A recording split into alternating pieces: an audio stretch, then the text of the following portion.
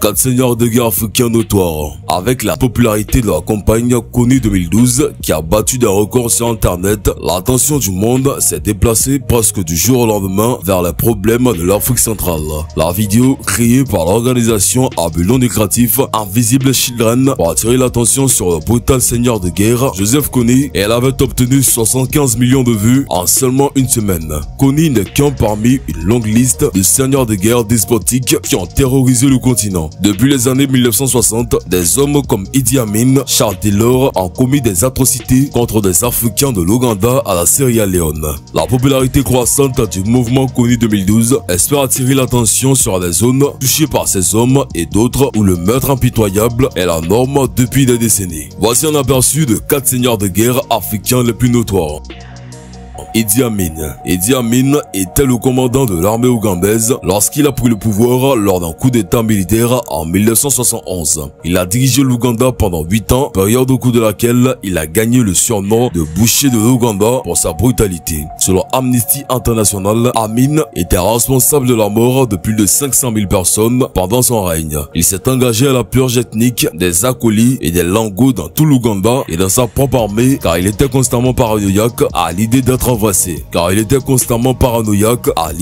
renversé. Après que le Royaume-Uni ait fermé son ambassade en 1977 à cause de l'oppression d'Imin, a déclaré qu'il avait vaincu à lui seul l'Empire britannique. Il s'est déclaré plus tard son excellence président à vie, le maréchal Al-Hadji Dr Idi Amin Dada VC So MC seigneur de toutes les bêtes de la terre et des poissons de la mer et conquérant de l'Empire britannique en Afrique en général, de l'Ouganda en particulier. Charles Taylor. Charles Taylor a été président du Libéria de 1997 à 2003 après sa victoire dans une guerre civile sanglante. En 1985, Taylor a été arrêté aux États-Unis et détenu en Libye pour suivre une formation de guérilla sous Muammar Kadhafi. En 1989, Taylor a mené un soulèvement de la Côte d'Ivoire au Libéria, déclenchant une guerre civile de 7 ans qui a tué 200 000 personnes. Après la guerre, il a été élu président du Libéria au milieu des rumeurs selon lesquelles il reprendrait le combat s'il perdait les élections démocratiques. Il a tué ma mère, il a tué mon frère, mais je voterai pour lui, a couru son célèbre slogan de campagne. Taylor a été accusé d'avoir aidé les rebelles combattants pendant la guerre civile en Sierra Leone dans les années 1990 en échange des armes contre des diamants et il a été accusé d'avoir soutenu des atrocités contre des civils et d'avoir recruté des enfants soldats pendant ce conflit. Il a perdu le pouvoir au Libéria à la suite d'une seconde guerre civile et il est actuellement détenu au quartier pénitentiaire des Nations Unies à La Haye où il est jugé pour crimes de guerre, notamment pour avoir hébergé des membres terroristes.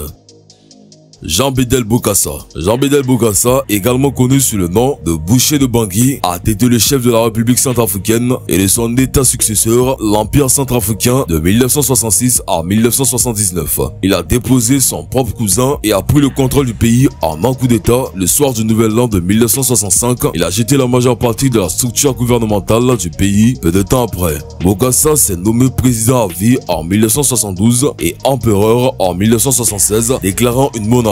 Sa cérémonie de couronnement a coûté environ 20 millions de dollars, soit un tiers du budget du pays pour l'année, et par la suite Bokassa est devenu connu pour ses dépenses somptueuses. Pendant son mandat au pouvoir, il a également été accusé de cannibalisme. En janvier 1979, les troupes de Bokassa ont massacré des civils qui se révoltaient contre les prix de denrées alimentaires de Bangui et il a ensuite tué 100 écoliers qui refusaient d'acheter des uniformes coûteux à son image. Bokassa aurait battu des enfants avec sa canne pendant la manifestation. Le contre-coup de l'accident a forcé Bokassa à l'exil et au pouvoir.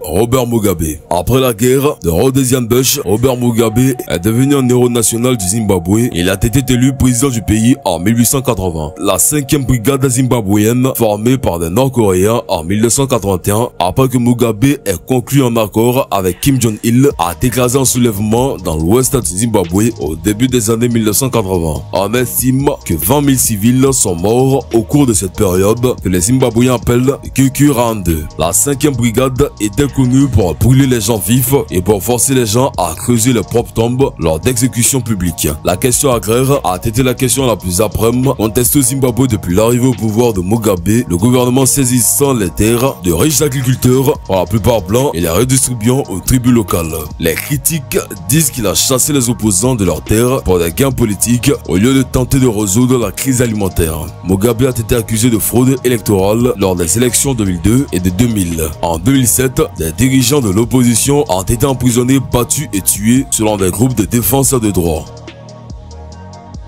Voilà, c'est tout pour cette vidéo. Si vous avez aimé la vidéo, n'oubliez pas de vous abonner à la chaîne et activer la cloche de notification pour ne plus jamais rater une vidéo. Allez, on se prend bientôt pour une nouvelle vidéo.